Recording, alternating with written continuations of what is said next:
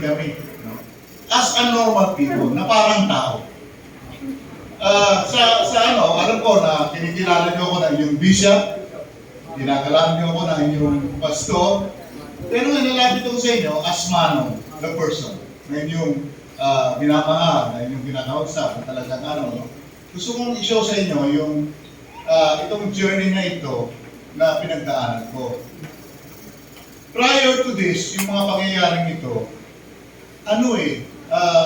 tinausap ko na yung si Cora . Tapos sabi ko, kailangan ko nang mag-rest muna. Kasi para mag-burn out na ako . No? Magkakausapin ko yung possibility ko, tapos sasabihin ko yung need na ito, no? For a healing vacation. So, na-set naman ito lahat. So, pinag-ahanda na nga ito na-set na lahat. At kami rin, nag-set na rin kami ng date